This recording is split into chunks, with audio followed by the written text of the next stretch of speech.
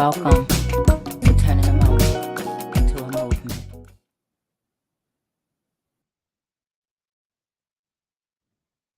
Hi, everyone. Welcome. We're back. Hi, Trishay. Hi, Revitia. How are you?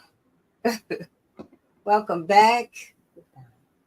We've been on a nice long break. I don't know if Revitia has her mic.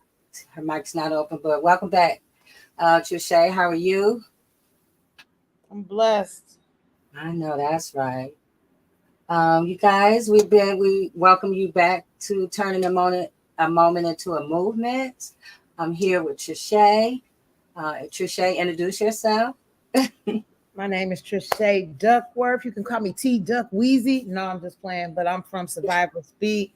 I'm the lead consultant at Value Black Lives, and I'm just really in great expectation of this conversation on tonight. So thanks, Jay, for bringing us back strong. Yes, and Revertia should be popping back on. But thanks, you guys. Attorney Matt is going to be popping in a little bit later, and so is Nate, our panel for the day. Revertia, hey. Hello there. How are you? How is everyone? We're good. Introduce yourself. Hey, my goodness. I am Reverend Tia Taylor. I am an ordained minister serving the community. But more than that, I am the founder of the Choice Zone, where your choice matters, and helping people and companies get into their groove, into who they are and what they represent and what they want to bring to the community. And I'll be talking about soon our nonprofit, people who want to run a nonprofit, who want to start the paperwork for a nonprofit and want to get started. Don't know how to start. You interested in doing that? Then you need to get in touch with me. So Right. I love everything I do. And look, the two of you, along with Allie, have joined me at Michigan Coalition for Human Rights, which is really good. I'm so happy. Yay, yay, yay, yay. um, Bringing some power to the board and allowing us to really make some different things happen in our communities. And we are 44 years strong. Yes. So, you guys, I just want to, before we get started, just tell everybody how important self-care is. We took a break. We needed it. You can't, give from an empty cup. So it's important that you take some time to take care of yourself. And so I'm glad we took the time. I feel rejuvenated. And, today is Wrongful Conviction Day.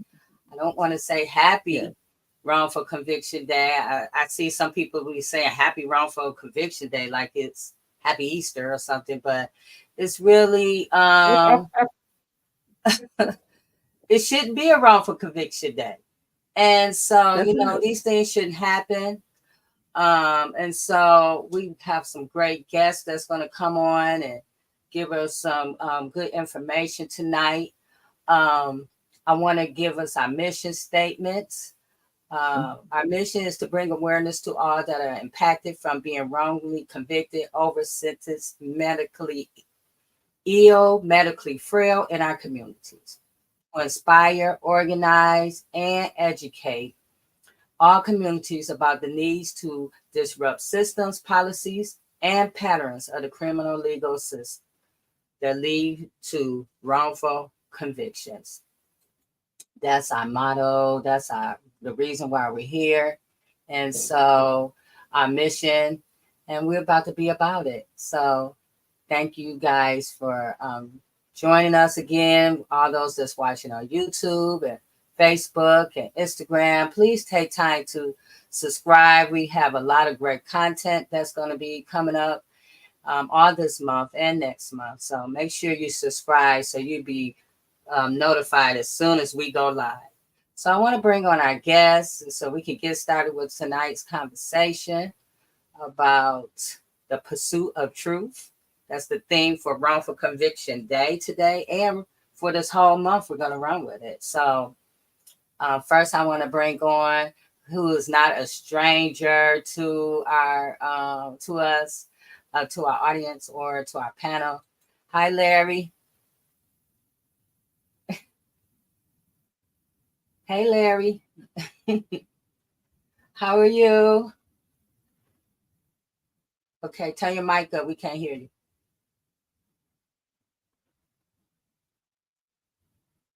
Well, that was Larry Darnell Smith. Wait for him to turn his mic up because we can't hear him.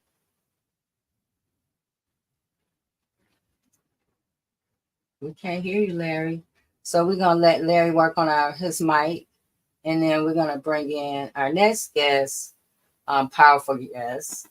Hello, Reginald Crawford. Yes. Good evening, J Love, and I want to say I love your intro.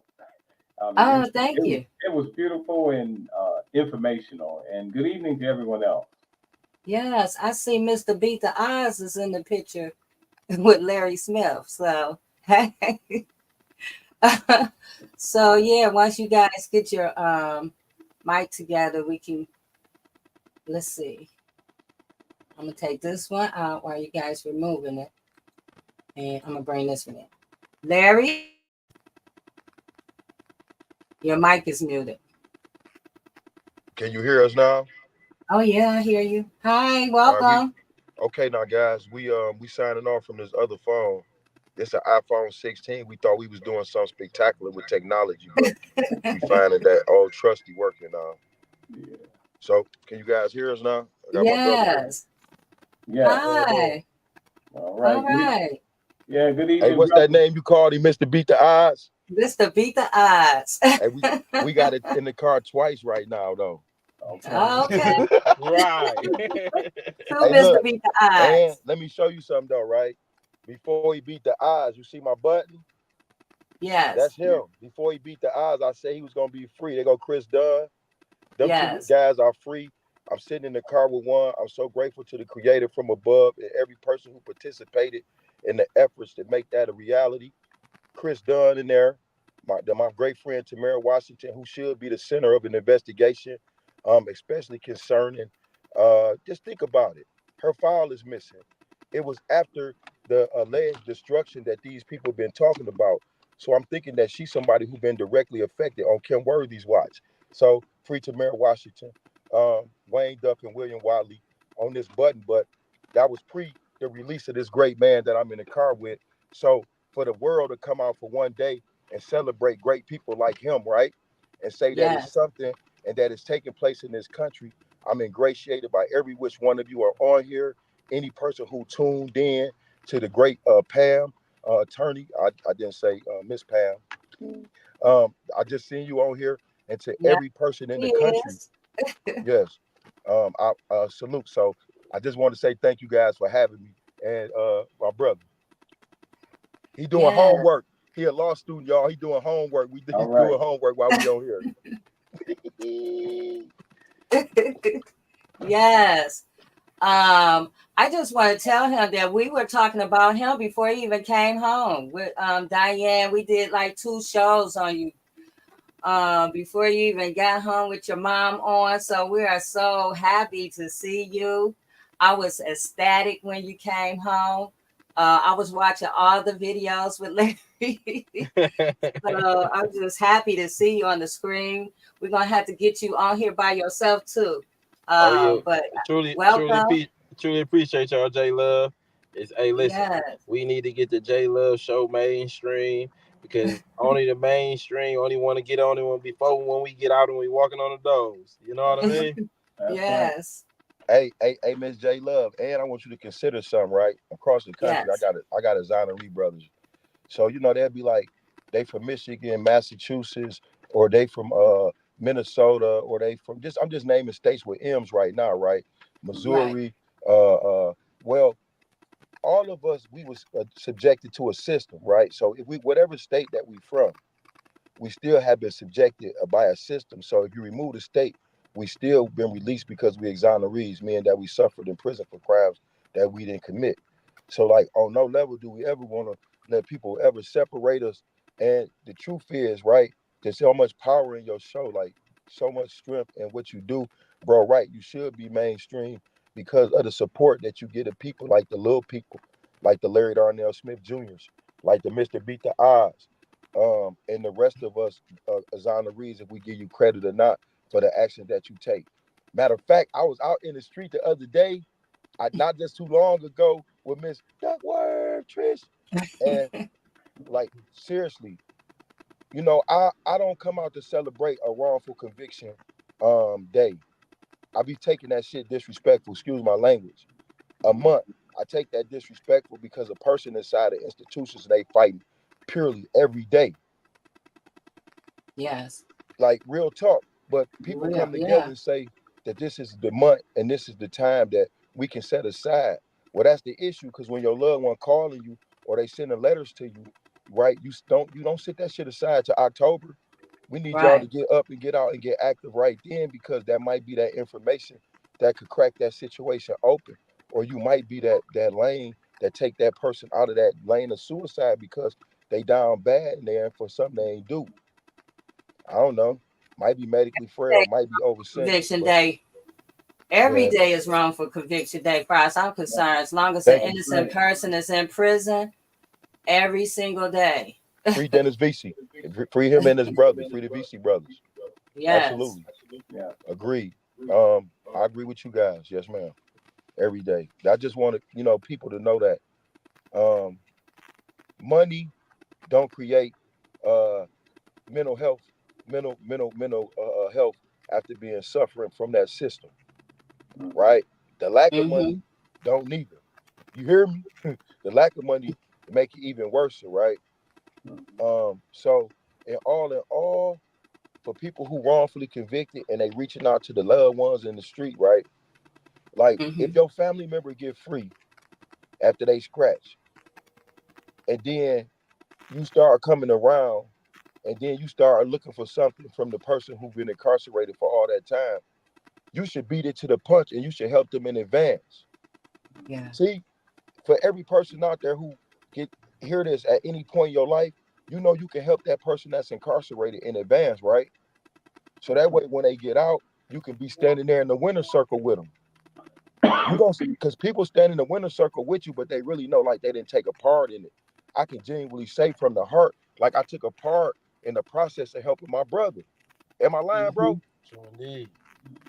So I can sit in the car and feel good about myself. I mean, I'm just being honest. So I want each individual to have the opportunity to feel good about themselves after that wrongfully convicted person that they know get free, and then they be telling them like, I did X, Y, and Z. Well, put that real effort towards it and get to it. Right. That's all. I know that's right.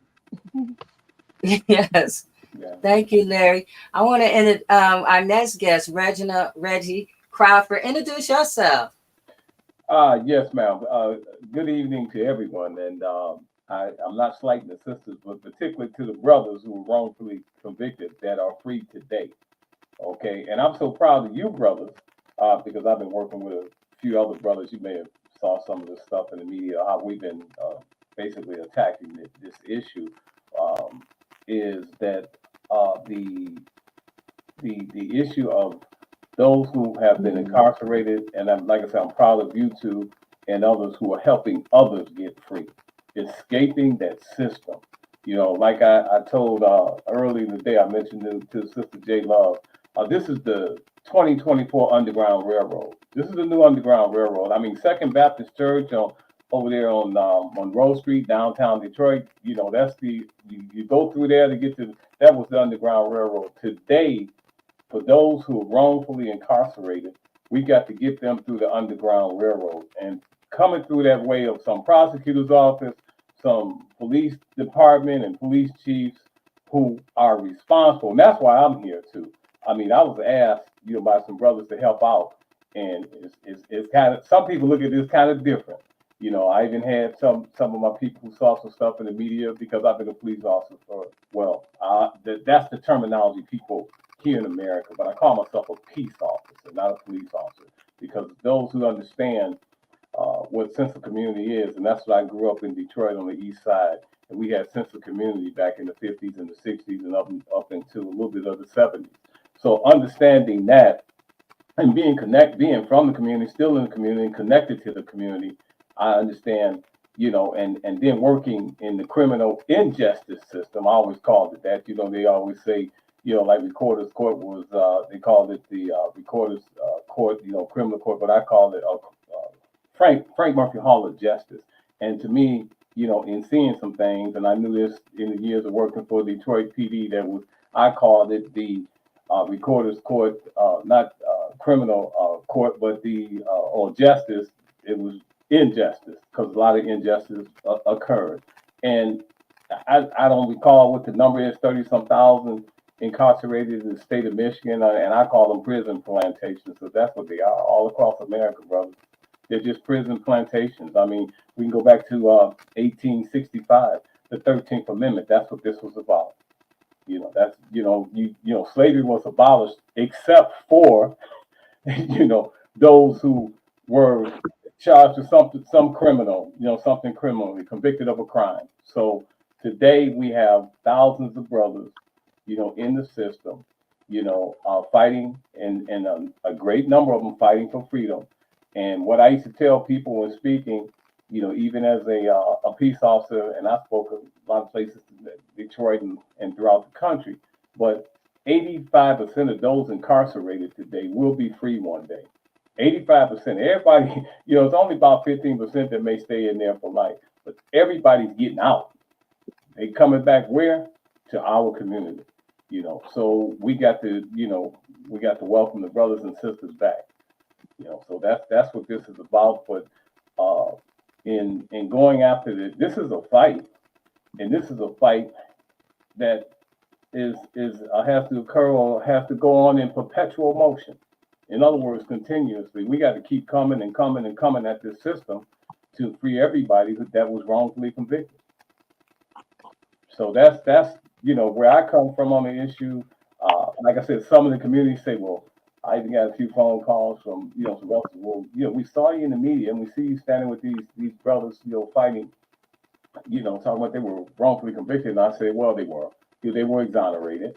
I said, but the issue, and they said, well, it seemed like you, because they know me. They said, well, I had to laugh. And they said, you working on the other side now. You didn't cross the line. I said, I ain't never crossed no line. I'm not on the other side. There's one side that I'm for, and that's truth and justice. That's what I'm about. I know that's right. So I'm gonna expose that any kind of way I can. Yes. Yeah, I'm gonna expose it any kind of way. And I want to say that I've been inside every prison in the state of Michigan, with the exception of Oak River Road, because my last 7 years I worked aviation, and we did the transport. We flew into those prisons and moved inmates back on writs and etc. So inside that system, and some of those, I mean, walking in there, and I'm walking in there in a uniform, flight suit, badge on, everything, and the vibe that I got, and even talking to the brothers too, because I had a lot of time. We had a lot of time, a lot of time to talk, hours, in that transportation and even flying and stuff. And just the vibe that I got, even, how the treatment coming from the corrections officer, who I call him incorrect, was something else. I mean, the truth that I was told, and even the experiences, why I had encountered some things that was, I'm gonna tell you this, brothers. Every time when I walked into those prisons, after a few different incidents involving clashing with the corrections officers, I looked at every button they pushed, every door that they closed, at all the surveillance systems, because I was always wondering, I might have to break out of there. It was just like that. I mean, that was the attitude. And sometimes, I had to. I mean, some of the people I was moving with, some of the other officers say, hey, just kind of let it go. I said, well, no, I'm a man. I said they're not going to treat me this way, and they're not going to treat these brothers this way in my presence either. So, I mean, I had things that, like I said, it made me want to cry. I mean, I talk about this sometimes in terms of how, and you brothers, I know y'all can identify with this, how some brothers they stop fighting, they become psychologically conditioned and institutionalized, that there was an occasion when I walked in to, to take a brother out, bring him back to the city, that the brother, before I said anything to him, he was making movements as if I was telling him what to do, and I hadn't even told him what to do. In terms of putting handcuffs on and leg irons and stuff. That brother would just turn around. I said, brother, I didn't tell you to do anything, man. Just relax. I said, I know we got to do what we got to do for the transport, but it was like a condition.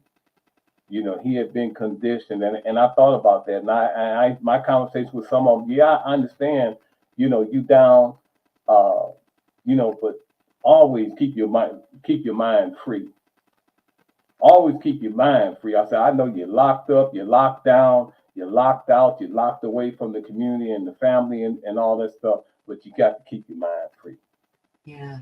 You got to keep it. And some of that stuff, I mean, it's still with me today.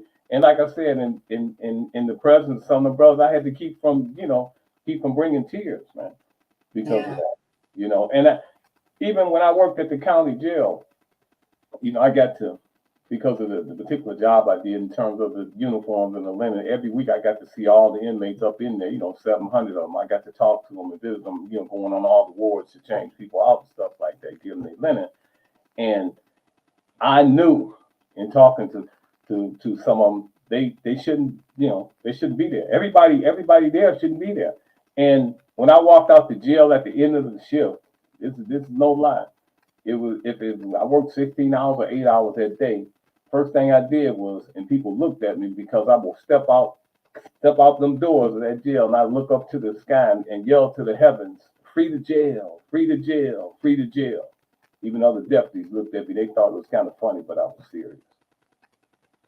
So I understand. I mean, I and working with Mark Craig here and Lamar, and that's why I have to go back. I'm proud of you two and everybody else that's working to try to get others out, because, and as I stated, even in the media, I said that money, people get 10 million, 8 million, 2 million, whatever. I said, you cannot buy back the freedom that was stolen from you. You can't buy them years back. I don't care if it's 40 million and the mule, like 40 acres. If it's 40 million and 40 acres and the mule, you cannot buy back them years that were stolen from you. You were kidnapped from the streets of Detroit. You were kidnapped from your family. You were kidnapped and stolen, from this community for all those years. But my thing is, and my focus on the fight is at the very beginning, the police and some of the prosecutors. And that's what I'm saying. See, what occurred in your case and many of those cases is police officers, they didn't testify, they testified. Witnesses testified, they didn't testify, they testified. That's perjury. That's felony. Last I checked, that's a crime. So any of the police officers, investigators, any of that stuff, it was criminality. Those are crimes. The false narratives, the false confessions. And as I've been saying is, you can never get justice without accountability. Those folks have to be held accountable. Those folks need to be prosecuted. So that's the focus. But in the movement, as Jay Love said, it's not a moment, it's a movement. The first thing is to educate the community, using whatever media you have to educate, the people, and then, and call those folks out that was responsible, the Mike Duggins and all the rest of them. I mean, like some of the recent articles that have been going, in the Metro Times. And also, and I'm going to tell you right now, this stuff is getting ready to go national. Yeah, watch what I'm telling you. This stuff is getting ready. This stuff is getting ready to go national. Other cities, New Jersey, Chicago, New York, they've charged people in law enforcement. They charge they've charged police officers, they charge investigators, individuals who've done, were wrongfully convicted, spent years in prison. Their systems have went back and charged those police officers. Some are still working, they fired them, and they were brought criminal charges against them. That's the same thing that needs to occur right here. Yeah. And Larry, until that's done, there's no accountability. right. You I know. noticed Larry has been speaking on, the Yeah. silent epidemic, the wrongful convictions. And I mean, there's no lie being told. Um, we've been talking about this for myself, Yeah. just based off of what happened to us, me, my family, 5 years, right? Yeah. And so we're talking about in Larry case 27 years and other cases even more years. And no accountability. No Yeah. account. We're just going on like it's okay. And so I agree, Mr. Crawford, that there's going to probably be a national break in this, because even with the story that came out today, then we could touch on it a little bit. They're talking about Dana Nassau is not going to prosecute, That's right. and I feel like that's insane.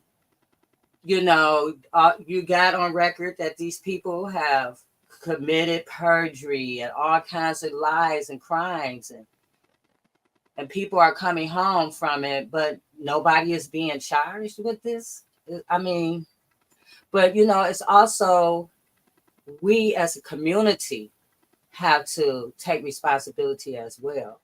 If we're not standing up, if we're not speaking out, if we don't care unless it happened to us personally, these things keep on happening. It happened to Larry 27 years ago. It happened to Mr. Beat the Odds, how many years ago? Darrell did 14 years. Yeah. See, 14 years ago. My son, 5 years ago. The VZ brothers, Currently, how long the Trish BC said? brothers, is running. They currently running. Like, it's going down still on their lives. Yeah, They they still experiencing it at currently 20 in the moment. years inside. Dennis went in 2003, and then the conviction happened though in 2005. And we have yet to see anybody in Michigan, not one person, being charged or any accountability, Right. no Well, transparency. Files well, missing, I just think. files are missing, Well, first, hey, excuse me, J Love, right? Go ahead. The missing files. Like, okay, Yeah. it's a number of things. Now, I remember now, bro. I remember you was down there. I came down there with Lamar and Craig Head Yes, sir. to do for the protest. I came down there and support. Yes. Yes. Yes, But sir. see, like, it ain't just like a Barbara Simon. It's just not like a Monica Right. Childs. It was a educational process that they was having at that time. They was training those officers through a policy and a procedure to wrongfully arrest people. That's Like, it right. was all part of the educational process. Yes, It sir. was what they taught us. It was what it Yeah. was what they. I mean, just realistically, it was what that education was for those officers. It was the climate. So you Yeah. always ask them, um, what happened? What was the training? And then you always hear that was part of the process. They learned it from somebody a higher up. Mm-hmm. So if this is how they was educated, right, in that process, then that means that whole process is tainted. Yeah. It's And then, corrupt. right, when you start, like, I don't want to jump, but I want to show y'all a picture. We in Michigan, okay. So being in Michigan, our appeals was finalized, Mm-hmm. but they was finalized in a different way. You understand? Yeah. So in Michigan, when your appeal is finalized, that means that you serve out your natural life sentence or whatever it is that you sentenced to, right? Mm-hmm. Now take Marcellus Williams. He was sentenced to a sentence, right, where the end result was death, and then finalized and allowed them to kill him. Yeah. If Michigan on the books had death, then I'd be dead, Bro would be dead, right? Yeah. And the other people who have been released would be dead. That's So right. what is the commonality, right, between Michigan and these other states? We'll use Missouri, right, which allows them to finalize our appeals and then lead to them being able to kill somebody, right? Yeah. Now, if we take the history back and you go to like Timothy McVeigh, and you go like to the Anti-Effective Death Penalty Act, the AEDPA, when Timothy McVeigh was asking to die based on the decision that he made, right, to harm people, our country then came back with a rule that applied to all these different people from a criteria. So, like, if you killed the police, you be entitled to death, right? Right. Because it's all finalizing the appeal, right? Which Right. allows them to let you die in there of natural life, or which allows you to die in there of lethal injection, or it depends on the state. But nevertheless, I think that as a whole in the country, we need to attack that, because if we attack that, it'll take the measure away for them to be able to say your appeal is final. You don't got no merit, more or less. Right. Yeah. Yeah. I hope I hope it made sense, because the show Yeah. made sense to me. Yeah. It makes sense. Yeah, it makes sense, brother. It makes sense. But like I said, the fight is, I mean, not only, I mean, for freedom, but it's got to be for accountability. You got to go back and get these people. You got to go back and, it needs to be investigation. These individuals need to be charged. I know Monica Childs personally. I've known her for years, Monica Childs. I don't know Barbara Simon. I knew Rice, Lieutenant Rice or Inspector Rice, I guess he became. But a little history on Monica Childs. Monica Childs was working homicide when Malice Green was murdered by Nevers and Butson. That was her case. And, she could tell the story. And I mean, as she told us, me and a few other black cops, is, hey, when she went to that morgue and looked at Malice Green, the way he was beaten, she said, I'm going to get him. She said, don't worry, Malice, I'm going to get him. She's talking about Nevers and Butson. And they did everything they could do to hinder Monica Childs in that investigation. And Monica Childs, there was something that went on down there in homicide, and it goes back to Malice Green. Oh, and by the way, Mike Duggan, if you recall, and this is reported in the media too, the medical examiner, Jiraki, I believe his name was, Mike Duggan interfered with that because he wanted the ruling for Malice Green's death to be that he died from, I want the medical examiner to rule that he died from the drugs and not the beating, the blows to the head with those metal flashlights. And Mike Jiraki ended up suing the county and all that. And a lot of that came out, but Mike Duggan was the deputy county exec at the time under McNamara, who was the county exec. So, all this is truth, and it's been reported, and it's the history of that. But Monica Childs had some issues because a lot of things that was going on behind scenes in homicide, she was opposed to it, and she was fighting that. So it was me, because we had a black cop group that I co-founded called DAP, Detroit African American Police, along with then Sergeant Roosevelt Lawrence. He was the president, I was the vice president, and we called a protest march against Chief McKinnon at the time. And we marched on a very cold day in front of the police headquarters. First time in history you had some police officers marching on a police chief. We were off duty, of course, but it was some black officers, Attorney Jeff Edison, Malik Shabazz, Kwame Kenyatta, and a few others. And we were calling out Chief McKinnon and telling him hands off Monica Childs, because we knew that Monica was standing up fighting for what was right, down there, and going against the system and going against the grain and going against what was going on that was unjust, that was occurring down there in that homicide unit. So we called out the police chief. We protested Chief McKinnon and sent a message to for them hands off Monica Childs. So I mean, and there may be other things. I don't know about the other cases of things that Monica Childs was involved in, but I do know some of the things that occurred that as to why we stood up for Monica Childs. So yeah, I just wanted to put that out there and put that on record. Hey, but they messed Monica Childs up, man, because Monica Childs put me in prison for 26 years, 10 months, and 7 days. And I ain't do nothing to Monica Childs. And if you watch the interviews and you read the testimony, right, that she gave, it was like I don't know, man. I just fell in somebody's destiny or something like that, and it was Yeah. meant to happen to me. So I just feel like since it was meant to happen to me, it was meant to me to expose that is innocent people in there, and then do it by name. So like when it come to Mike Dugan, right? The name come up in so many bad situations.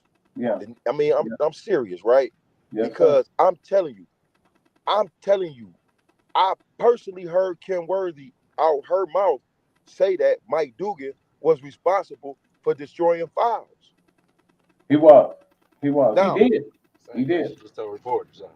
right, right. I'm just saying He like did. that. He He did. personally, like he did it. He did it. He destroyed files. He did it. Right That's right. now, the thing is this though. She said that she put out a memo ordering the stopping of the destruction of the files. Right.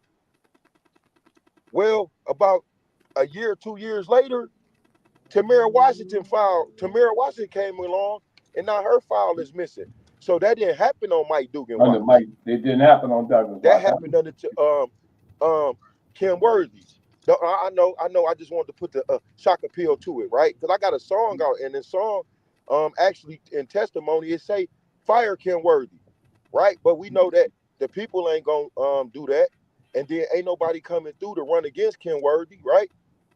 So that means that she run unopposed, just like Eli Savage. When Eli came out, he tricked the people. He said he was with it, right? Whatever case might be. I personally know him. I personally talked to him.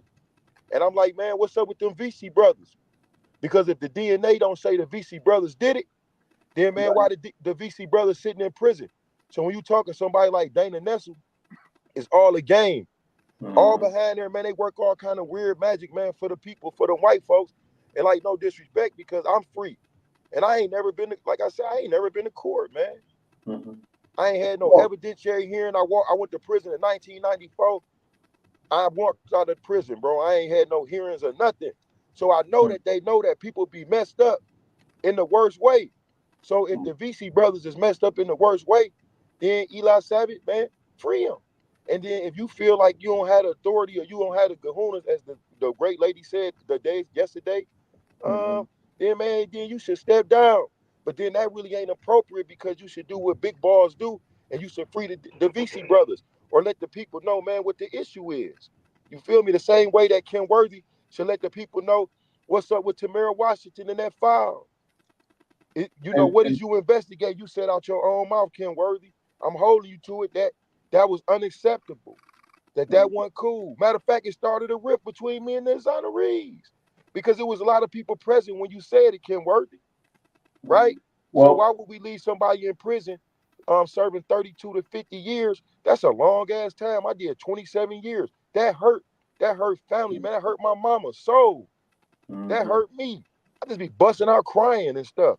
So when you start talking about wrongful conviction day, wrongful conviction month, man, yeah, I be mad as hell, because the epidemic going on every Yeah, damn day yeah, from every damn state and every damn country. yeah. But right here where we from, we say we got each other back. We holding each other down. We woo, woo, woo, woo. But we whooped out. Well, Brother Smith, I want to say this, man. You're absolutely right about a wrongful conviction day or month, because the brothers are doing years. Okay, so this is something that's every day. I mean, they're serving. They there every day, and they're doing years, and they've been there for years. So but the history on Mike Duggan, everywhere Mike Duggan's been, there's been a federal investigation, and there's probably one or two going on now. Not only with these destroyed files, but even deleted emails with the city. I mean, we go back to the McNamara administration. Mike Duggan was the deputy county exec, under McNamara. McNamara was a heart attack away from being indicted. He had a heart attack. The feds raided his office. They were going to indict McNamara. And McNamara had a heart attack and died, and they would have got Duggan too, who was the deputy county exec. Then Duggan left there, went over to the prosecutor's office. Went to the prosecutor's office. We marched on the prosecutor. We organized a march and marched on the prosecutor's office. I marched with Malik Shabazz and some other activists. Me and a couple black police officers. We marched on Mike Duggan. Why did we march on Mike Duggan when he was a prosecutor? Because of the very things you're talking about. We marched on him then a couple times, and of course things are different now. Malik is, I don't know, he's a little different because he's down with the mayor, but I don't, I'm not like that, brother. I don't cut it anyway. You talked about who was involved in your case. Personally, to me, I don't deal with personalities or anything like that. I deal with truth and justice. So if you say somebody did something wrong in your case, then and it was Monica Childs, then that's it. You see, I don't cut that. I got Kim She Worthy. said it, big bro. Bruh, I've been knowing Kim Worthy for years, but I didn't have a problem with calling that march down there at the court. And you was down there. We tell Kim Worthy to Right. come on out to the sidewalk and have a conversation. But you know what? What it's about is that accountability. But in order to get that accountability, you need to take action. As we're doing now, it just needs to needs to broaden, and that is in terms of activism and its impact. Now, as a result of that protest and the other one in front of DPD, there's some movement. Mark Craighead is supposed to have Kim. He sent her an email after all this, and you saw some of how she responded in the media. Of course, she says she's gonna hire somebody else for the conviction, wrongful conviction and terrority or innocence and terrority and terrority unit. And my thing, there is no How you gonna terrority, have and I, until you actually come to the table and talk to everybody. Yeah. so, I just want to say, I don't mean to cut you off, Mr. Crawford, but how do we expect integrity from a department that has shown us constantly no integrity? That's right. You want to prove something to me, then we need an independent. You're absolutely right. Independent group of people to come in and start looking at these cases. Then we can get some accountability. I want to add Nate Frazier to the welcome to joining us. And you have anything to add, Nate? Your mic. Hold on, Nate. You're muted. Oh, okay. There you go. All right. Yes. Sorry, I'm late, but I came in listening to everything Mr. Crawford was saying and what Larry was saying, and it's just so true. But what I'm seeing in these last 5 years, dealing with wrongful conviction, which is what Trichet introduced me to in regard to that, because we really never heard of wrongful conviction. We just hear of people getting arrested, going to prison, not knowing if they were, just assuming what you read on paper, they're guilty. And so, really understanding now, it's like everything is so political. It just seemed like a lot of these prosecutors, lawyers, and judges, they all in the bed with each other and they all working together. And one thing what the VC brothers cousin said yesterday was the VC brothers are political prisoners. And I think it's a shame. And Ellie Savitt, I very work with him very, very close with his campaign. I even took death threats. I even got called all type of house niggas and man, that's a prosecutor. What you tripping? He's a prosecutor. But the platform that he ran on, I believed in the brother, and we went to our community. Me, Trichet, and a lot of us, we went to our community, and we really fought hard for this brother to get in office because we already had a prosecutor, Brian Mackey, 25 years, that incarcerated so many black men.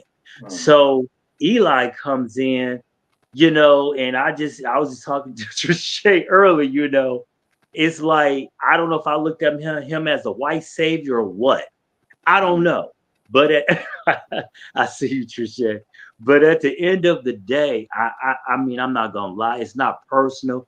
I'm very, very disappointed in this man.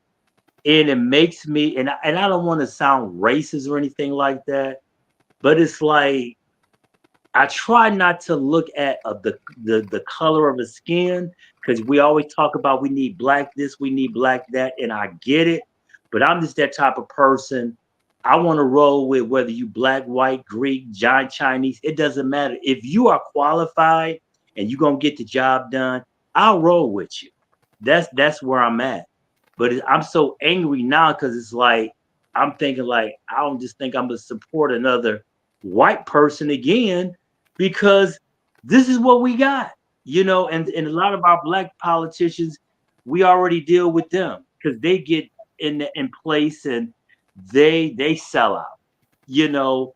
And what do you do? What do you do when you're watching these young men and you got all the evidence that you need to release these brothers, but to me, you waiting on to get a person to convict them before you allow them to be released. Wrongful convictions don't work like that, and I just honestly think that it's a travesty. Well, let me say this, brother Frazier. Personally, I don't give a damn who's in office. I don't care who the issue is. We got to step to them. I don't care. I mean, like I said, I've known Kim Worthy for years. I know a lot of people, politicians and stuff like that. I personally don't give a damn. If That it's part. wrong and it's in jest, the brother, the white man, whomever's there, if it's injustice, we got to call it out. That part. We got to call it. I don't care. You know, like that's just the way it is. And Yeah, so, and we those brothers that are still incarcerated today, and even the ones that are out that are free today, got their freedom, but they had to fight for it, and Yeah. still yeah, fight today. They're still fighting. I mean, publicly they're still fighting because some, the community is like, well, some of them are still like, well, we don't know or whatever, or why you standing up for black men and women that are wrongfully convicted? Well, because it's injustice, and there can never be any justice without accountability. You got to go back. You got to get those. You got to go after those people. And if some of them are in office today, you still have to call them out and go after them. mhm, That's what we have. That's what the move. What a movement does. That's what activism. And then you look for the impact of your activism. That's mhm. right. I understand how you feel, because you supported the person and thought it was going to be something, and it's something else. So now, and even when you see him and you tell him, I supported you, but I'm gonna tell you this, this is wrong, and I'm coming after you. And guess Yeah, what? This fight is gonna be in perpetual motion. I It's know gonna be. I'm a boxing type fan guy. Aaron Pryor out of Cincinnati, Ohio, fought in perpetual motion. In other words, he kept coming, and he kept coming. That's what this is. This ain't a yeah, sprint. This a marathon. So we got to yes, keep coming. Right. And yeah, it's gonna be some times when we gonna think that, I've always, uh, it's some lows there in the fight. Like you say, well, these people not listening to us, they ain't paying attention. But if there's some movement, if they're doing something, or they make this, it's a chess game. They make this kind of move, and we see that move. I said, okay, that's something. But we still, like you said, Kim Worthy hires another investigator. What is that? There's nothing really. You think about it. She out of this, she was able to get more money out of Warren Evans. The commission, the Wayne County Commission, voted to give her more money to hire another investigator. But we need an independent investigator. Or if she want to use their investigators, we still need to have an independent investigator right there with them, looking over their shoulder and saying, hey, this is that. See, the issue is when we look at these so-called folks that they want to put we or the community puts in power, votes for, and always say they don't have no power any damn way. God got all the power. People saying I'm speaking truth to power. I'm not. I'm speaking to another man or another woman. They don't have no power. I mean, you look at what Judge King did. That's what they think they got some power. So you got to let them know. But they're in office. You just got to call them out. You got to step to them. And you got to bring the community with you. But you got to wake up the community. You got to educate the community. So that's what this is about. That's what it's about. And some people say, well, because somebody made a comment when we were out there in front of Detroit Police headquarters. Yeah, it wasn't before them out there. But what we did, we improvised. Because I told people, I said, well, it's good if you got 5 or 25 or 50, but it's about having, getting the message out. So as long as you got one mic, you can stand there and speak. But they said that it's only for us to be funny. But quickly, you know what we did? Because we had the media. We got Channel 2 for, the local media out there, and that was about getting the message to the people. So I said, okay, I told Mark, and I said, yeah, this is a press conference. And that's what we turned it. We still did the protest, but we turned it quickly into the press conference where they went before the mic and before the media and told their truths. And that's what that was about. I know Sam used to always say it's always one that stands up for the many. That's right. Yes, ma'am. That's right. It's not about the numbers. It's about the purpose and the intention that we're out here and that we're speaking. This is our duty, to educate. This is our duty to stand up. People have been rocked to sleep, as we say many times on here. I know as many Fridays I was on the Sam Riddle show talking about these wrongful convictions. People will call in and say how wonderful the Detroit police is and how they do this. And I'm telling you that this is a problem.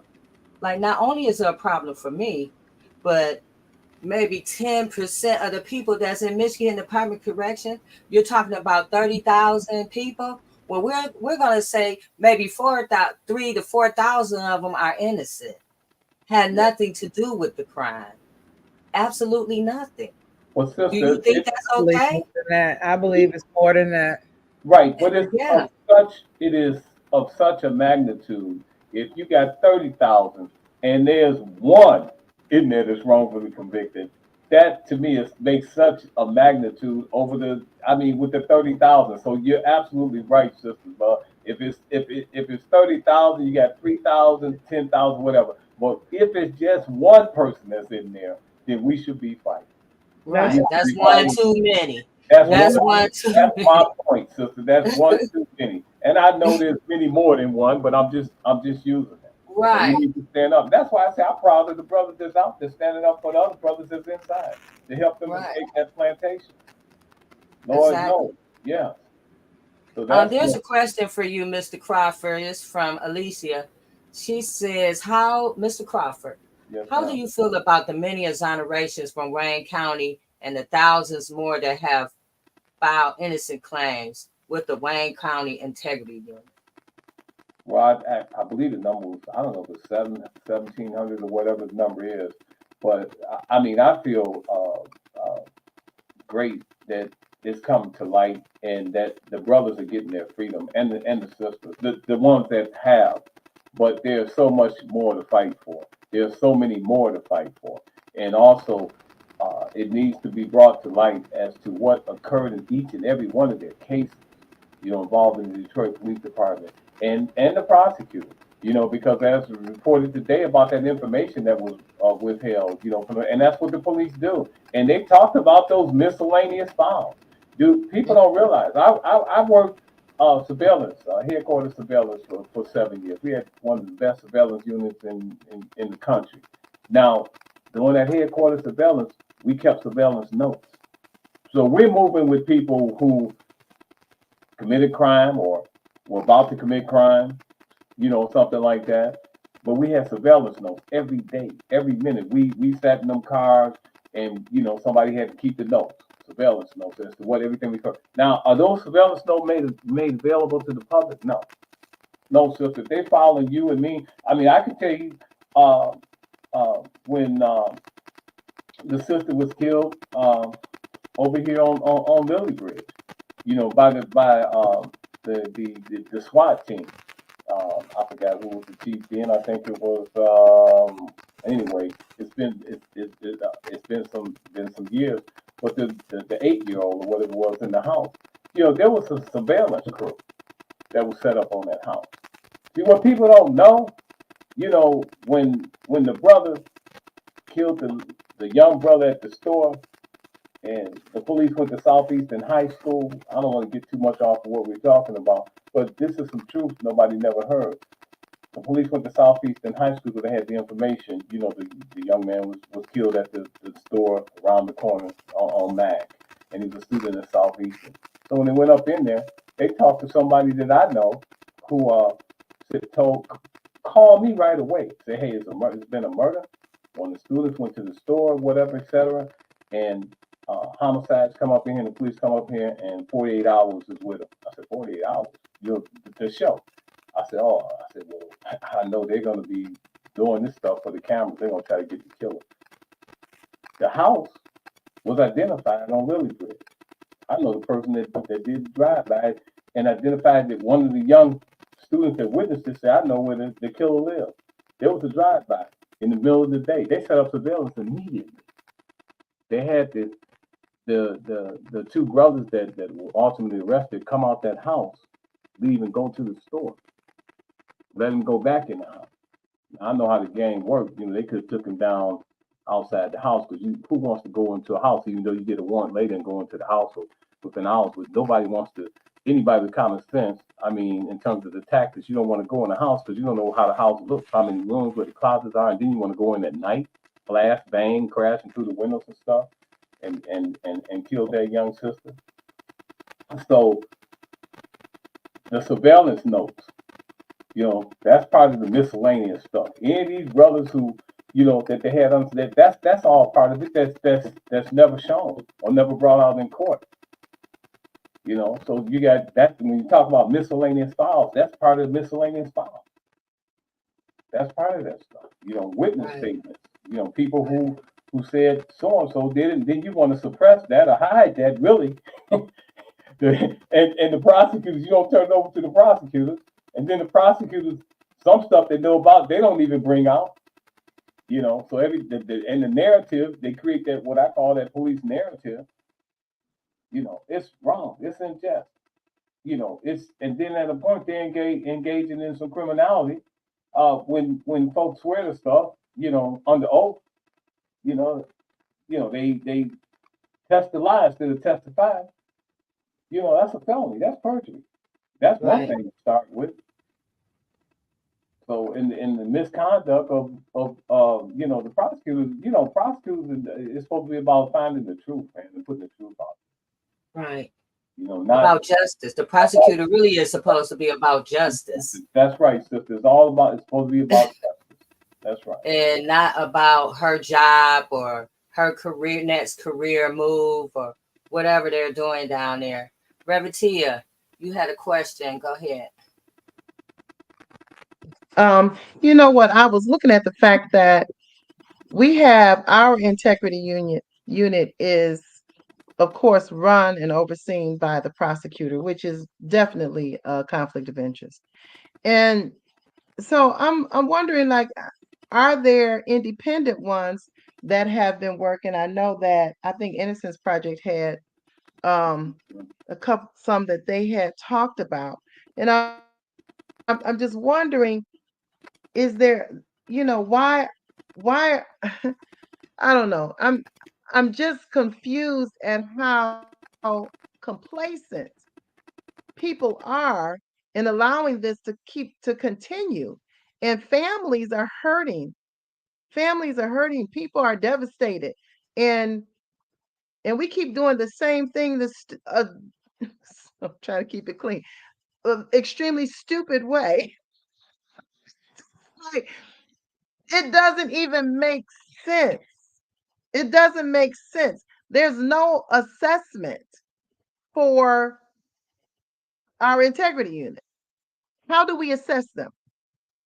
What gives them a good grade? When we're in jobs or whatever, we get assessed. We have to go into meetings and see how well we're doing, and if they want to keep you, or if they don't, or if they want to give you a raise. We're not assessing anything. It's just they just get to do whatever they want to do. And how is that acceptable to? How can you just say I lost the file? That should be automatic freedom. Exactly. And so I don't know. I'm wanting to hear what's working. And why don't we even investigate what works? We have, every time I look at the definition of Wayne County Integrity Unit, it infuriates me because it's not going to change. It's overseen by the prosecutor. There, that sentence alone means that there's a conflict of interest. Reverend Tia, I want to That play this. sentence alone, because she's the problem. Right. I want to play this video for you guys. Here we go. For people watching this who think finally justice because of these units, you say not so fast. Well, it's a beautiful story. I'm so happy for Shamel Capers. I've been involved in multiple exonerations and prison releases, and I'm just so overjoyed for him and his family. But the problem is that we have such an epidemic of wrongful convictions. Serious scholarly estimates say that roughly 5% of all convictions are of the wrong person. With over 2 million people in prison, that's 100,000 people. So to have an isolated incident like that is a wonderful story, but we need to look at all the people whose cases we're never hearing about. And the problem with conviction integrity units is that it's the very same office that actually contributed to the wrongful conviction that we're asking to review itself. So while I applaud the Queen's DA, Melinda Katz, and she's done a tremendous job in this case and in many others, the problem is that the CIUs all around the country, most of them are doing absolutely nothing. So they've set up an office. There are 97 of them, but 46 haven't had a single exoneration. And most have had one or two. Her office has had over 100, which is really remarkable. But what's troubling is that they give this false pretense that there's a serious review taking place. And for the people who just get ignored, and I'm involved in a case in Chester County, Pennsylvania, where we, for 16 months, have been trying to get them to look at a case. They wouldn't even respond and acknowledge receipt of our case. And the evidence is sitting there ready to be tested. And it's been there for 24 years. We can't get a response. So it's troubling that many DA's offices are starting to create something that's giving the illusion of serious self-review, but there's no autonomy, there's no independence, and often there's very little fairness. Because in some ways, this is a conflict of interest. Exactly. Because when you expose that this case was mishandled, then you're exposing the lack of care, the mismanagement of the case within the office. Exactly, because the vast majority of proven exonerations by DNA had prosecutorial misconduct. So you're asking the very same office, often the very same people. It might have been their own cases or their colleagues. And so what's the incentive there? So typically it's to oppose testing, oppose review, oppose new evidence, oppose release. So that's why this debate is a good one, and I'm glad we're having it. I'm going to push back on you a little bit. I just want to note in Shamel's case, it was a different DA and a different team of prosecutors. So the That's new critical. DA comes in and says we have to take a look. Yeah. But are you letting, Mark, the perfect scenario where we get equal justice under law, are you letting the perfect be the enemy of the good? No, I want there to be more conviction integrity units, but I want them to have independence, autonomy, fair review. So it could be by appointing people who are former defense attorneys, appointing people from the Innocence Project and other organizations like mine. People like you. Exactly. I would have more faith if I knew that there were people who understand the real nature of wrongful convictions, who actually have had a stake in exonerations, to look at the misconduct in that very office. Instead, they just sort of put a wall around and say, trust us. I'm not going to trust the very same people who put countless, we're talking now, over 100,000 people in prison for crimes they didn't commit. That is deeply troubling if you care about truth and justice. And I don't think they're getting at it. Is anybody getting it right? Well, I think Philadelphia, actually, they've had many Larry exonerations Krasner. in Larry Krasner's office. I think in Queens, I really applaud this work that they've done. They actually hired a former attorney from the Innocence Project who's leading up the conviction integrity. So in my view, it's actually not a coincidence that that office is having more exonerations. Most of them, it's just one of their line prosecutors who's suddenly in charge of actually policing essentially themselves. And so in the smaller counties out there that we don't hear about, it's just injustice being compounded with this false pretense of review, and people are just getting buried, ignored. My mailbox is full of letters from people in prison begging to get their cases looked at. I look at as many as I can. We've been able to find so much more of a complete picture of truth, and in a few cases actually achieve justice. But honestly, working with conviction integrity units as they exist now has been really an exercise in despair. Yeah, I think it's important for people to know. And thank you for that story. It was important to hear Shmel's story. Mark Howard, thank you. Thank you. Thanks for We having me. appreciate it very much. That's heavy. Exactly. There That's heavy. is no integrity. I'm about to burn a hole in my seat over here. I couldn't wait to Oh, talk. There Go is ahead. no integrity in these integrity units. You can't call it a conviction integrity unit. And God bless Washington County's heart, because they may as well just call it an expungement unit, because you ain't checking for no wrongful convictions. Number one, the prosecutor don't have a boss to step up and let nobody out. That's why Ronell's case, the Innocence Clinic had to take it before the courts, and then he didn't contest it. So I'm telling you right now, and I can't. No, let me take that back, because I can't tell nobody what to do. All I'm saying is I've seen a pattern. Ain't nobody getting out. The only people getting out are the ones that's pulling their case out them integrity units and taking them before the court themselves and coming home. Other than that, it's a stall. It's a stall in Vernell Bass' son's case, his co-defendant, Michael Lawson. Michael Lawson still sitting in there. Carl's dead now. Ben was home and dead, right?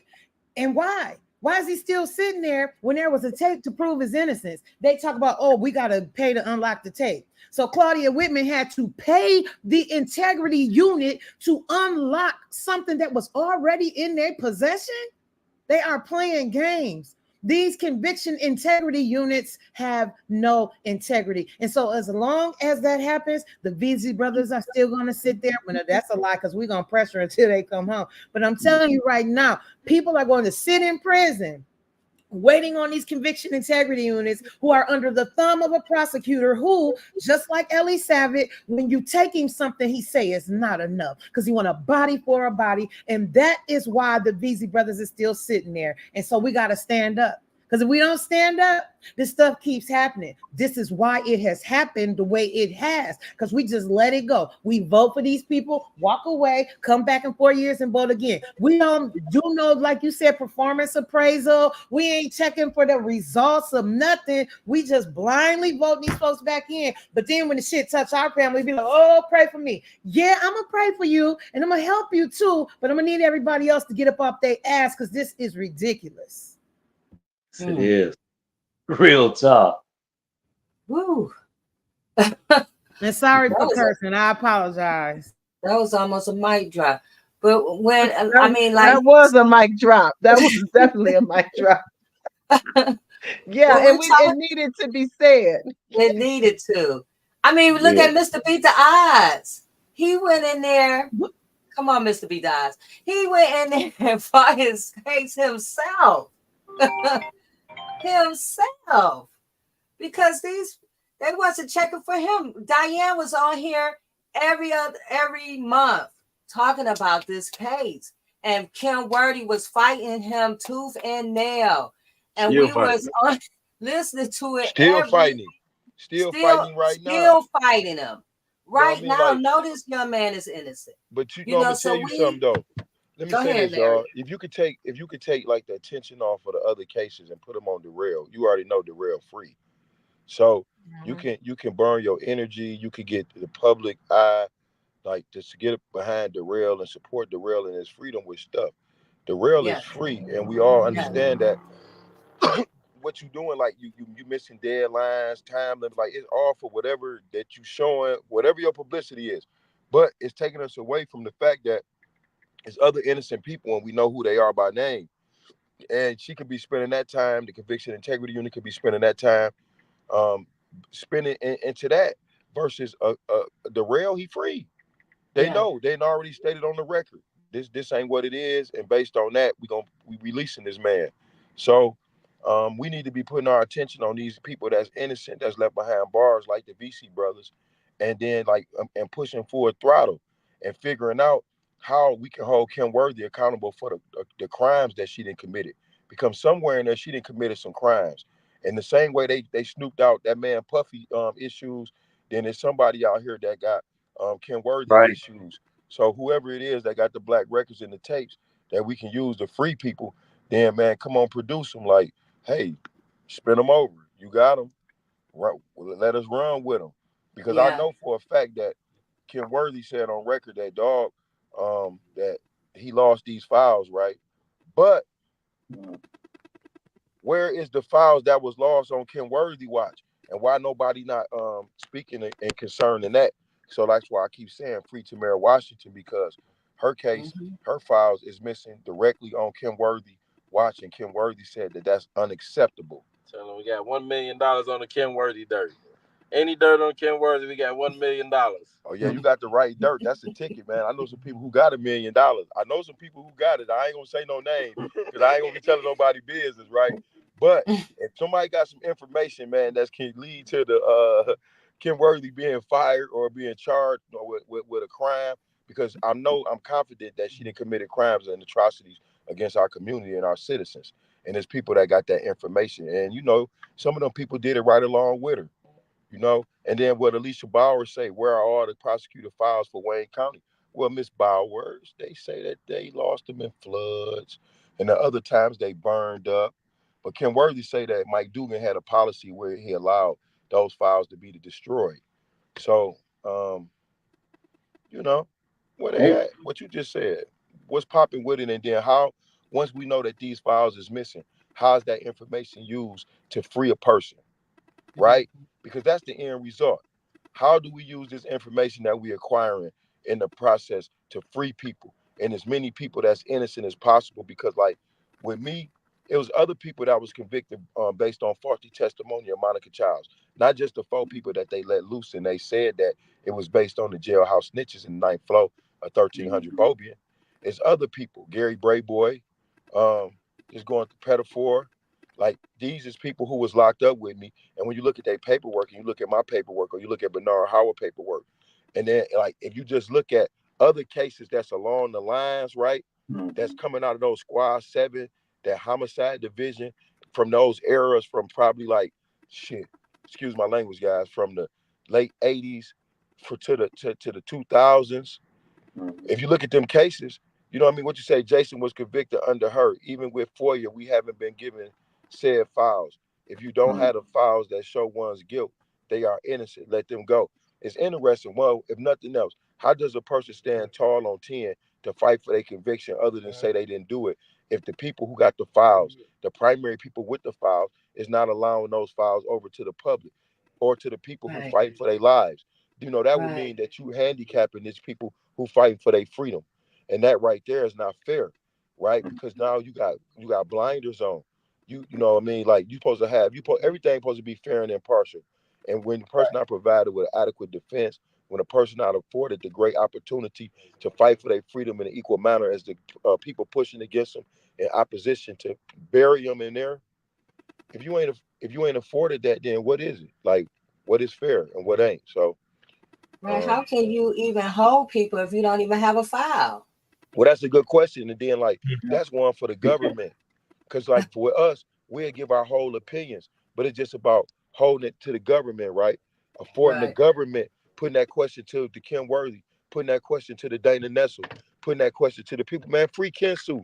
If y'all really want to get at it, man, you done had a attorney general, who changed the laws. Like, my battery going dead, y'all. But what I'm saying is, you had an attorney general in Michigan change the laws, right? To change the laws to fit to be hold it. If the laws was them laws when they let me go, like the rule, the conviction, I'd still be in prison. They said that they used the newly discovered evidence, right? And then with Kensu, they changed the rule and said that evidence had been looked at, but they were supposed to look at it as cumulative. She's not going to let it go because this man has embarrassed the prosecution and her allies, which was a judge. The real Mr. Beat the Odds basically said the judge is affiliated with the prosecutor. Well, that was true. I was in the courtroom when he said it. I'm in agreement. My battery going dead. But like I said, I'm in agreement with what you saying. Darrell did beat the system. Darrell still beating the system. But Darrell is a direct reflection of what the system is doing to other people that's still incarcerated. So for every person getting behind Darrell, when Darrell tell you that it's a person that's out here who going through the same thing, that went through the same thing, you see him going through his law stuff right here. He doing his own homework. But what I'm saying to y'all is, when it go to us people, right, in the system, Mhm. if you know I got screwed up, you know he got screwed up, and we done read the transcript, and we telling you we doing what y'all don't want to do, we showing y'all, then get behind us and help us advocate on behalf of them innocent people, medically frail people, oversentenced people, those parents, those children, because those are people who we get in the process of taking to support when we get knee deep in this stuff. But if we don't have the real type of support, and then like people get support to the bootlickers, right? A person to go up there and say Ken Worthy the worstest, and the Exoneree go up there and say Ken Worthy the best, and then the people will go with that Exoneree who say Ken Worthy the best versus the track worker, all the other people saying that Ken Worthy is the worst. So I don't want Tell this them to how cut she off. got them on their team. How she bamboozled them. Oh yeah, mental health. They bamboozled all us, told we gonna get us some mental health. We should become a nonprofit, right? When in reality, that's the part. Wraparound services. We need to be separated. We need to be separated from the administration. They don't need to be running exoneree affairs. And that's what I'm saying. We want to make exonerees, y'all. Then we got to get in the process of getting active as a collective of exonerees and pushing this thing as together versus having administration separate us. That's all. If Yeah. y'all, Ken Well, Worthy said she was gonna host a town yeah, Ken hall. Worthy said at that meeting we was down there, she was gonna host a town hall, and on that our battery gonna go dead. But she said, and we should try to hold her to the letter, or we should do it on our own, right? Well, we We should are so I know they about to October hang the up on us, y'all. 19th. What you say, 19th? October the 19th, we're having a. It's going to The be our summit? town hall. We're having a wrongful conviction summit. We're going to talk about that shortly. But yes, we are. So I need everyone on this feed to show up because we're as our title said, the pursuit of truth. That's what we're on right now, the pursuit of truth. We cannot continue to operate the same way we've been operating and expect things to change. Go ahead, Nate. No, I'm listening. I'm taking this all in. yeah, well, yeah, J Love and to everyone, the sister talked about the integrity, innocence, integrity unit having no integrity. That is so true. My suggestion is though, and I'd like everyone else's feed on this is the innocent integrity unit or innocent projects should consist of as what was stated on CNN in the clip that you played, which is very informational and informative. Yes. By you pick maybe someone who was wrongfully convicted, put them on that unit. You pick a independent investigator, put them in that unit, because it goes back to the old saying. It's like putting the fox in the hen house. Right. The police aren't and the prosecutors aren't going to investigate themselves. They're never going to come out publicly and say, my prosecutors did this or I did that. That's never going to happen. So until you truly get, independent investigators or people in there, and even Brother Smith talked about, some maybe exoneree who perhaps was seeking his meritorious manumission, and in other words, I'm gonna make it in layman's terms, sold out or selling out, because he has his freedom, and that's what meritorious manumission is about. People who are who are sellouts. I mean, we've had that throughout our history of here in America, with black folks, it's about getting their own freedom dues, so that again, you see that, and I don't say it's expected, but I'm not surprised by any of that. But we Right. just have to keep, we have to keep the main thing, and deal with the truth, and fight for justice and fight for the freedom of those who were wrongfully incarcerated, because that number, and I say it's even more than 100,000, out of the Oh, 2 yeah. years. Yeah, Yeah. it's more than 100,000. So Mhm. So the guy Yeah, on and that's what they said. It's over 100,000. yes, Go ahead, Nate. the guy that was on CNN. So what he's saying is that um a lot of these integrity units are not doing their job, and so Yeah. they should be independent, because you got the same people that convicted you right. working on your case trying to release you, and they're Yeah. not really doing it. Now, I do remember the guy, what's his name? Larry out of Philadelphia. Yeah. Price. Okay, I remember when Eli was running, we were all sitting down and he was telling us about this guy out of Philadelphia. And this is one of his things that he wanted to bring to this county, Washtenaw County. So even in that, he said, you know, they've been releasing a lot of people getting exonerated, but now he's in that position and absolutely nothing has not been done. It's political. So to Mr. Crawford, do you think that we should get rid of integrity units and just bring independent people in? That's something you should seriously consider. You know, like we'll say Around the country. Around the country, as they're doing in other places. I mean, there are a few places in I think New Jersey and even I know New York. Not only did they free the innocent, but also they went after and even got some convictions out of the police that put them there. And that's part of the account. That's one of the most important parts of this thing, aside from someone getting their freedom, is you have to hold these people accountable. You know, Yes. wrongful convictions, but the misconduct, the criminality that police engaged in, and go after prosecutors too if they have some knowledge of that. You know, withholding evidence, information. Right. You know, during the trial. So You know, and that's- basically, when sometimes, I mean, oftentimes when somebody says I'm innocent, believe them.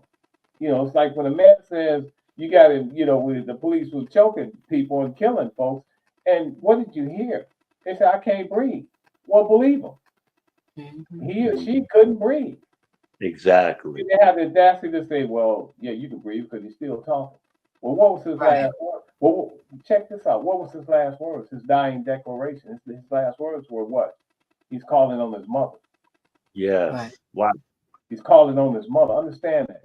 You know, not George Floyd and with many others. I can't breathe, but then they're calling out for their mother. Tyree Nichols. We can go on and on and on. So believe people when they say they can't breathe. Sometimes when folks say when people say they're innocent or I didn't do it, believe them.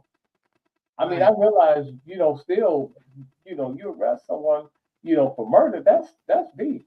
But if I mean I've had a lot of some people tell me they didn't do it and all that, and I'm not there to judge. But I followed up with it and everything. So my thing is, if you tell me you didn't do it, then I say, okay, I believe you. But then I got to some kind of way, in a just way, prove that you did or bring forth the information. I talked to J. Love earlier. I told about a case when I was working in Atlanta. I was an Atlanta police officer. Down there, you work by yourself, and I worked in the largest, what they call zone, which is like precincts here. But the thing about it is, I got to know everybody in the community. People that I had locked up for drugs and other little crimes and stuff. Some of them, even in a 2-year span, had been out or was on probation.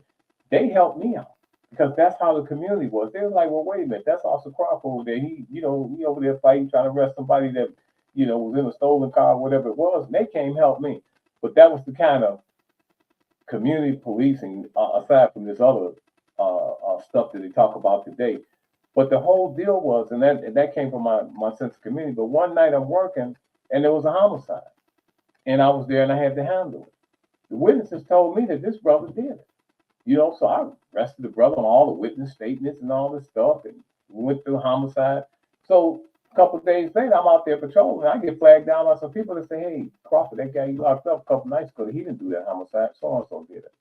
I said, "What?" So I kind of got some, I took all the information, went to homicide. You know what they told me? They said, "No, we got the guy.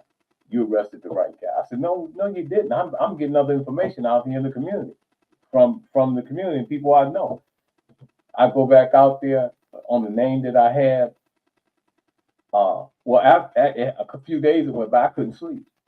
I'm like, this is not the right guy, and I'm gonna make it right. Went out there and found another guy that did it, that the other people say did it, took him to homicide. A week later, they said, "Yeah, Crawford, you was right. You know, I didn't just drop that, or I just, like I said, I felt it. Mhm. You know, I understood that. You know, I was like, wait a minute, you know, I got two sets of information here. You know, both of them seem to be valid, but you know, for whatever reason, them folks they were lying or they didn't see what they thought they saw. But I went out and got the real killer.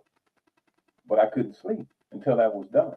And homicide kind of just, you know, wanted to ignore me. Well, no, he's the right person. So it's things like that, you know. But when you have a sense of community and you're from the community and of the community, aside from this little facade that they put out here about community policing, I mean, you know, you got to be, to me, you got to be in the community. You got to know the people in the community, and you have to feel that the empathy in some of these situations. Right. You have so many people. Now they don't live in the community. They Yeah. drive 20, 30 miles, 100 miles away to come here to and bring all their biases and craziness to Exactly. police You're right. communities that You're they right. don't even have a relationship with.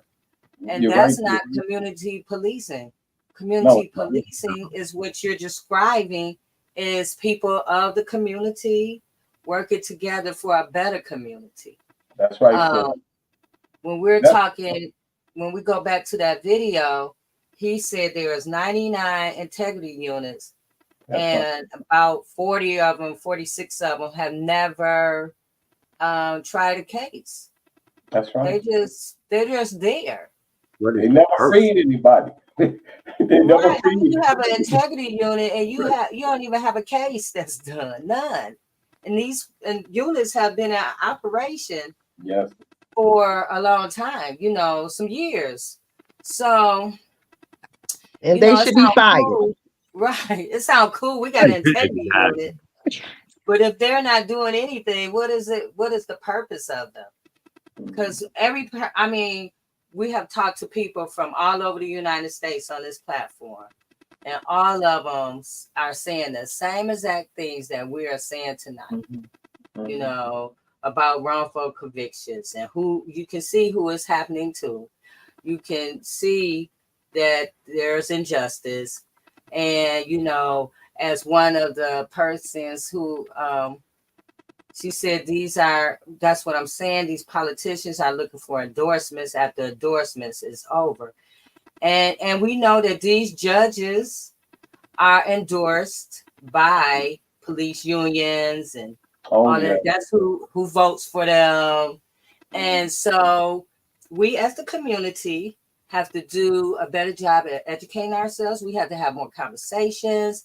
You know, someone is running against Kim Worthy. I looked at my ballot today. It's a libertarian, you know, but there's somebody on that ballot that we have a choice. She don't have to be the sue-in. We can make a different choice. It's just up to us to say we're tired and we don't want this kind of policies and these behaviors operating in our communities anymore. We can do that. We can say that. We can.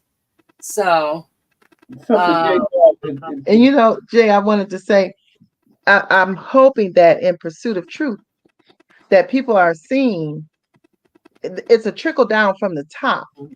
So if the top avoids and is not accountable from the top, and then if it's okay for files to be lost.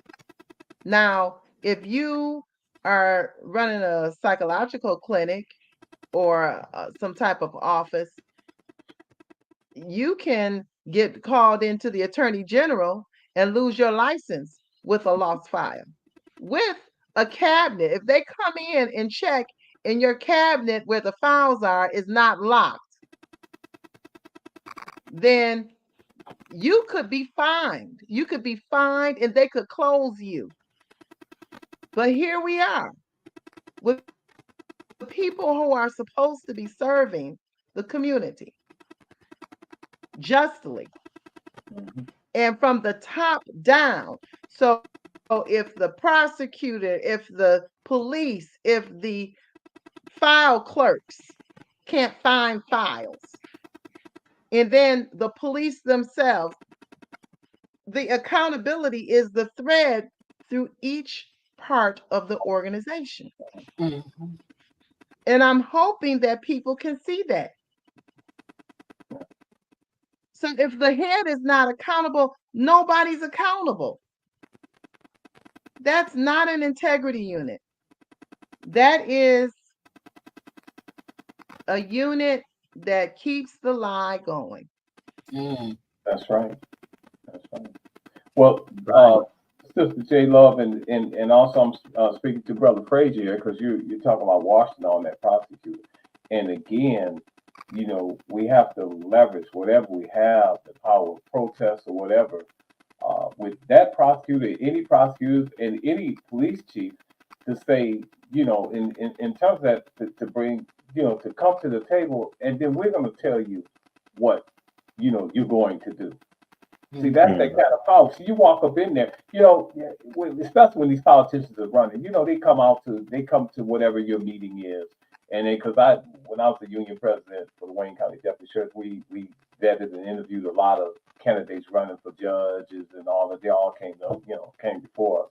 And they come up and they stand in front of you and they say, well, I'm going to do this, I'm going to do that. No, we said, okay. I sat there and listened to them. I listened to them. Then I told them, have a seat. And we're going to tell you what you're going to do. And we leverage Exactly. Yeah. We leverage that. And we got a list. And you're going to do this if we're going to support you. But now that those are in office that you supported, and even those maybe you didn't support, that they're in office and you can't get them out, you know, because everybody's, you know, a lot of folks sleep, then you still going to go back to them. And you're going to take that power of protest and whatever you have to leverage that.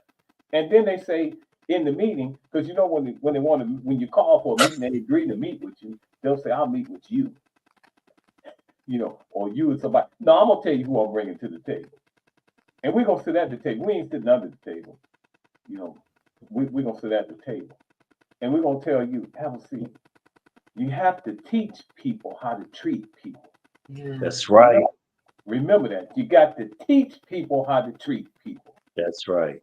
That's what this is about. So you go to him, you organize, you plan, you organize, and then you got to have different levels of protest. If you don't get any response, you got to step it up. You got to figure out a way. You got to do your investigation. You got to find out where folks are eating and sleeping and whatever it takes. You got to do whatever it takes. But you got to teach people how to treat people. You go to that table and you take who you want to take to that table. You don't tell me who to bring into the room.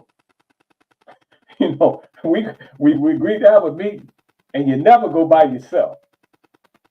You never go by yourself. Mm-hmm. Yeah, I mean, the room might be small, or it just be a little crowded. You know, I'm bringing 3 or 4 people with me. So what you're saying, you offering to come down here to Washtenaw County and Sister, I talked to you before, sister. You want me to get to Washington? When y'all got something going, I'll be there. Awesome, because we will be out there. I'll be there. Thank you. See, you know, it's all into, you know, you got to use that media, like Malcolm said. You know, the media is dangerous, but we got to use a two-edged sword. But we got to use that media. Right. We got to use That's that media. right. You'd be surprised. You know, I've worked in front and even behind the scenes. A lot of reporters and stuff started out little and went national. I'm gonna tell you the stuff that's being reported now, Metro Times, that's gonna hit national. Yeah. You know, because see, with the internet and social media, you share it. Then you share it and you share it and you share it. You share your conversations. We share this. And it keeps going and going and going. Using Twitter, I got folks that just be, you know, they put stuff out on Twitter, it goes across the country. So once it starts hitting certain, then you start, you know, on your news feed, you start reading this newspaper, and this other newspaper has picked up on what's going on in Detroit and this issue. This stuff getting ready to go national. You know, and when it happens, folks get uncomfortable. You know, then they start talking, hey, wait a minute, you know, okay, Crawford, can we meet next Wednesday? Wednesday, no, I got something to do. How about today? You know, how about Thursday? And then you get your people together. You say, okay, now this is what we got, and you go in there with your list. It ain't a list of demands. We're telling you what you're gonna do, and if you don't do this, there's something coming. You don't tell them what the repercussions are because you never give up everything. But there's gonna be some. If ain't no action, there's gonna be some reaction. Mm-hmm. That's what this is all about. Okay. Yeah, that's what it's all about. So Yeah. I'll take that drive to Washington. Now, whenever y'all ready, reach out. I'll take Yeah.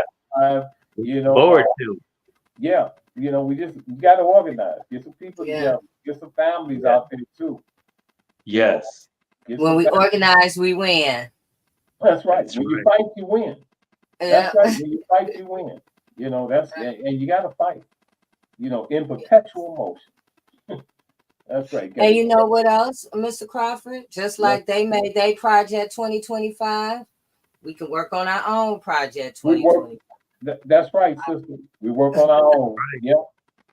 Work on our We own. can come up with our That's own right. project 2025, and we can go to the table and say, okay, here's our project 2025. This is what we want for our communities. This is what Exactly. we're looking for.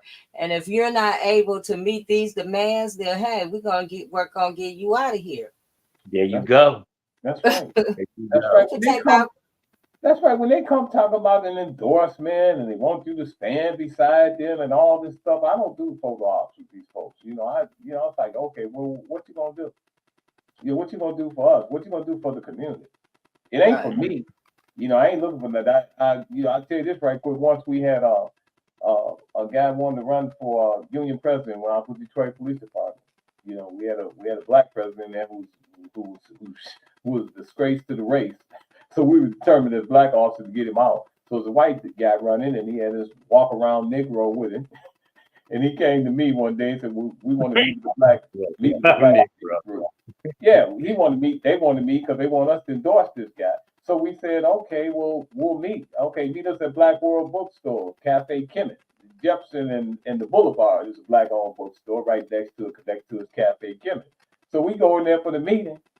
And the white dude tell us, his name was Marty Benjamin. He said he stood up in front of us and we sat down talking to me. It was several, 5 or 6 of us in there, black cops. And he said, "This is what I'm gonna do. For y'all, you black organization, to have the union buy y'all some cabaret tickets, a block of cabaret tickets or any events you're doing and all that." So we let him finish. So you know what I told him? I looked at him, I said, "Sit your ASS down." I said, "Both y'all sit down here." We stood up. I said, "This is what you're gonna do. Here's a list of demands. This is what you're gonna do if we decide to endorse you. You'll get 2 scholarships away to a son and daughter of a police officer every year. You're gonna get 2 scholarships away in the city of Detroit to some students every year, college scholarships. You're gonna take that $1 million that this union has, and in terms of that rubber chicken dinner y'all give once a month to union members and the free beer, and cops shouldn't be drinking anyway like that, serving up free draft beer and drinks and stuff, open bar at the union meeting." I said, instead of spending that money there, you're gonna spend some money with black business. You're gonna hire some black attorneys, all that. If we did. So after we got done, then he stood up, we shook hands. He said, "I got y'all endorsement." I said, "We'll call you in a few days." We'll call you. Now, check this out. We did endorse him. He won. But the deal is, they did everything we told them to do. That's You what understand what I'm saying, bro? That's the power. They did everything that we told them to do. I ain't give it. It was insulting. I told him it was insulting. Talking about some darn cabaret tickets for us, for the black. I don't care. I don't care nothing about your money. I don't care nothing about your money. Well, I'm gonna bring this back home here. See, holistically, and this happened with the abolishment of Recorder's Court, and all this is connected. See, the abolishment of Recorder's Court, Frank Murphy Hall of Injustice, not Frank Murphy Hall of Justice. Frank Murphy, that's what I called it back in the day. When they came to abolish the court because of the conviction of Nevers and Bunsen, they said this will never happen again. Black folks convict white officers of killing a black man. That's what that was about, to change the jury pool. And we fought against that. And I can say this, back in the day, Kim Worthy, Karen Ford Hood, Jeff Edison, Attorney Jeff Edison, some others, and me and 3 other black cops, Roosevelt, Lawrence, Barron, Coleman, some of us, we met in the courthouse and Joanne Watson, after hours, to fight this fight against the abolishment of Recorder Court. Okay, we lost. But what we said that was going to do is what it's done today. Because when black folks get that jury summons, they don't show up for court. So you don't have a jury of your peers. That was to expand it. It was a Detroit pool they pulled from before. Then made the Third Circuit, it's a Wayne County pool. So black folks got the audacity today, get the jury summons, don't even show up. And then you talk about the folks that's getting wrongfully convicted. Had you been sitting on that jury, you could have said no if you didn't believe it. If it wasn't true. That's on us as black people. Every time I get a jury summons, I go. Hey, they call the black police. I call myself black peace officer. All these years. But I understand I'm from the community, other community, and I'm about sense of community. That's what I grew up with. But I'm just saying, you have to go. You have to be, the system is, yes, an injustice, but you get down and you can speak up, speak out, and you sit there. But that's what that abolishment of the recorder's court was about. And they wanted to elect judges from Wayne County, not Detroit. They didn't want all them black judges down there. That's what that was about. So see, they work. This is what they do. We sit back and we don't even understand what's going on. Mm-hmm. Some of us ain't even trying to find out either. Right.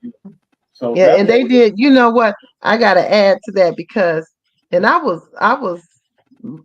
just listening to my mother during all of this time. I don't even think I could vote yet, but I was almost ready, and in tying all that together and realizing that at the same time, so many people were itching to get out into the suburbs and still keep their jobs within the city. Yeah. So right during that same election, they overturned the law saying that if you were going to work in the city of Detroit, you had to live within the city of Detroit. So then you saw all of a sudden, then the demographic changed for the city workers, your police, the fire department. Well, let me say, all of that happened. Let me say this, and It's like all I said, related.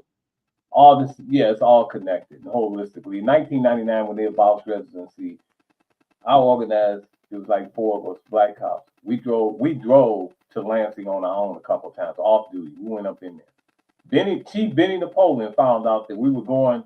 This was the mayor, because we was on the other side of the table. These folks came from all over Michigan in big Greyhound buses, I guess you call them, trailway buses, police and fire, sitting on the other side of the table, wanted residency abolished. So the third time we were going to Lansing, Benny Napoleon thought, I said, hey, look, he said, y'all take a city car, y'all gonna be carried working.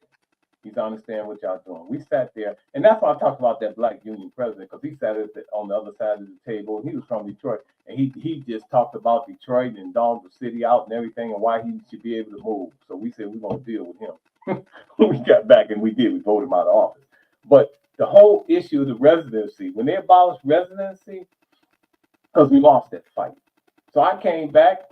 I'm a police officer. I used to go to the police commission meetings, and I told Ike McKinnon and them, I said, look, they abolished residency, but you got these folks taking Detroit cars outside the city. They take home cars. You don't drive they had take home cars, the city car. So you driving out there in the suburbs.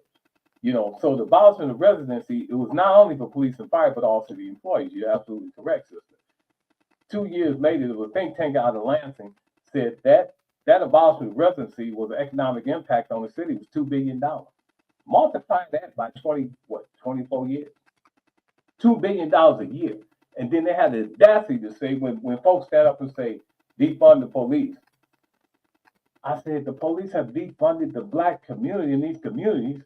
You got the audacity to fight against, and the defunding the police, we talking about different things. We talking about y'all spending money on this, you put this money back in the community. For years, me and even Joey and Watson, and I used to go to city council and say, hey, Detroit Police Narcotics Unit got $10 million in the bank. Y'all give us $5 million, put $5 million back in the community to treat the drug addicts, provide some housing, education, and all that stuff, and give them some jobs. And y'all take the Detroit Police Department, y'all keep the other $5 million or $3 million, and do what you do in terms of what you're doing, getting drugs and money off the street, and stop putting in some cases putting the money in your pocket, and putting the drugs back on the street. But to say that, sister, that's the truth. But to say that That's all part of this holistically. So when people stand up and they want to even, this fool of that wants to be the president with the orange hair, they talk about, they were talking about defunding the police. For years, for 24 years, the police have defunded us. I just told you, multiply $2 billion times 20. And then you talk about police want better pay and benefits and equipment. Y'all been defunding us for the last 20 some years. And you got the Dassy, so yeah, it's all part of that, and if you don't want to live here, I used to say, well, why are you working here? Go get a job in that your community you live in. Because that whole bit is a farce about community policing. You can never have community police and police don't live in your community. But yeah, the wrongful convicted, we, like I told Brother Frazier, we just got to call it Kim Worthy, anybody. And those integrity units don't have any integrity. Yeah, absolutely, y'all absolutely correct. J Love, we gonna keep fighting and we gonna keep winning. Yes. See, Thank you so much. Yeah, activism and its impact. And you got to know it. You're gonna see the victory sometimes, it's just, you won a small battle in the war. But each battle you gotta count. And you gotta thank God for the battles that you win. And ultimately, it's a fight that we have to continue to fight.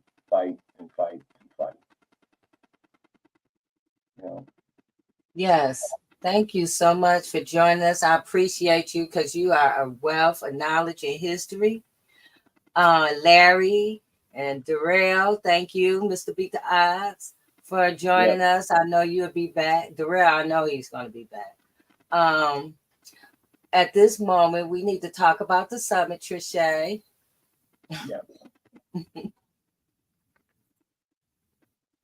Yeah, extremely excited to stand alongside turning a moment into a movement and the entire wrongful conviction community as a whole to uplift wrongful convictions. But as my brother Larry said, not just this day and this month, but for us, it's a daily push for freeing the innocent. However, we will come together on October the 19th. That is 11 a.m. to 3 p.m. And this year, we will be filming the first wrongful conviction documentary for statewide for the summit this year. So we will be filming each segment, and then folks can actually sign up to do individual interviews as well. And again, this is all in an attempt to put the word out that the state of Michigan will not stand for these injustices, that we are in a pursuit of truth, and that we are going to stand in action. And this will be a part of that action to share our stories, to get the word out that these aren't isolated cases. This is a pattern of corruption, a pattern of injustice that we need to stand up against. So we're excited about that. We even have some folks from the state of Michigan that will be a part. From the state of Mississippi that will be a part of the documentary as well, because we want to show, again, this is not isolated, it's happening across this country. So we're asking everybody to go and register for this event. We need you to be in the house. We want you to bring somebody with you that doesn't even know about wrongful conviction. Brother Crawford said it best. He said to educate. We must educate the community. And so this is what we are doing. So I'll tell you what, you can register at bit.ly/capital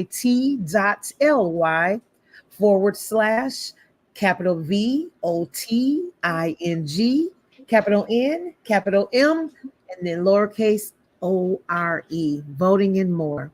We want you to register on Eventbrite, and we're just trying to get a count and make sure that everybody's name is counted. But not only that, we want to get your email addresses, right? So that we can continue to keep in contact with you. As this movement is building, we want to make sure that no one is left behind. So we hope we see you. We are excited to have Mr. Crawford. We're excited to have Larry Smith. We are excited to have Lamar Munson and some other exonerees, and just a lineup like no other that is going to come and tell the truth And as Mr. Crawford said, we ain't speaking truth to power because we are the power. Yes.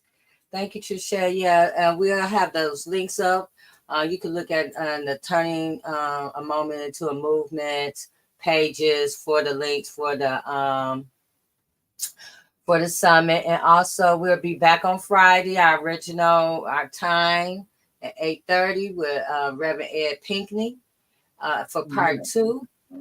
So be sure to join us. Reverend Ed Pinkney is amazing, and all the work that he's doing up there in Benton Harbor, and also helping his people be exonerated in Benton Harbor. They're doing a lot of work. His organization is doing a lot of work as well. So we just want to give out this information and tools. We're going to have Mr.